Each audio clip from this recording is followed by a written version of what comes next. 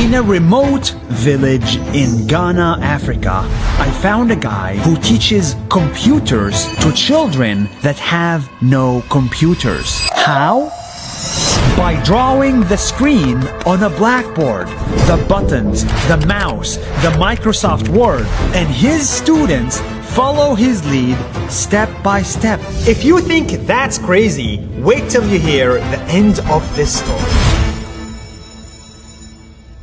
Hi, Nas Daily. I'm Richard and I love teaching computers. Richard grew up in a poor town in Ghana, where most people like him cannot afford computers.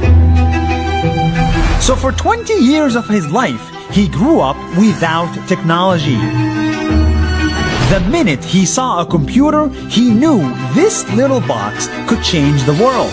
My first time I used computer was when I left home for the college and I was in love with the device that can do everything. So he decided to share that with the rest of his village. He became a computer science teacher and went back to teach kids. But on his first day at his new job, he realized that everyone in his class cannot afford to buy a computer. When I first came here, there was a computer here, but it was not working. So it was used as a TLM to teach the student, to at least let them know how the computer looks like. With no options left, Richard decided to use the only two things he had, a chalk and a blackboard. So he started drawing a computer screen. He drew a navigation bar, a menu bar, and a mouse cursor until his blackboard looked exactly like a Microsoft Word window. I drew every part of the computer, such as mouse, monitor, and keyboard.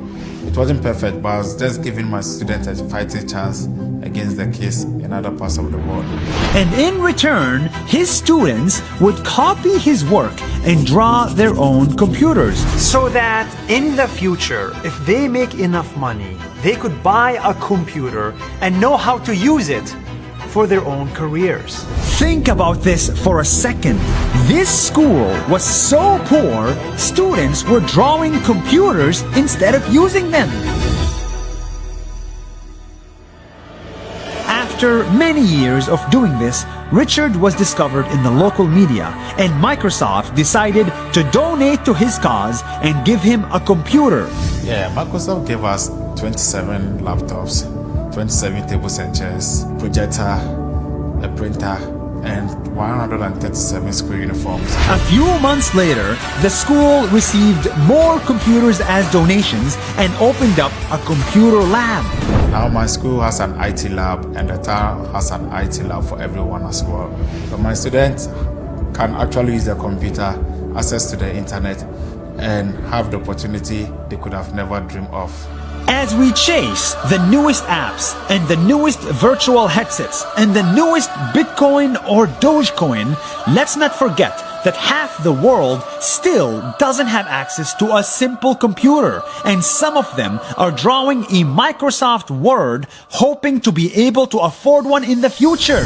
The challenges are very huge because we didn't have the computer at that time. So when they get access to the real computers, they find it very difficult. So when you ask them to click, some of them will even lift the mouse up.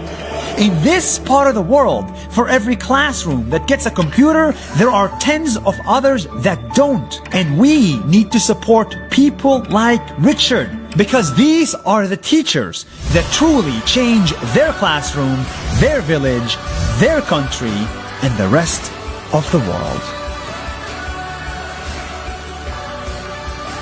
Did you like that video? I hope so. It was a lot of effort and we're so happy to make it. In collaboration with Facebook, during the month of Ramadan, we are showing you the stories of 30 people in 30 days, and each one of these stories is more amazing than the other. I hope you continue tuning in for this special daily series. And follow us on Facebook. That's more than a minute.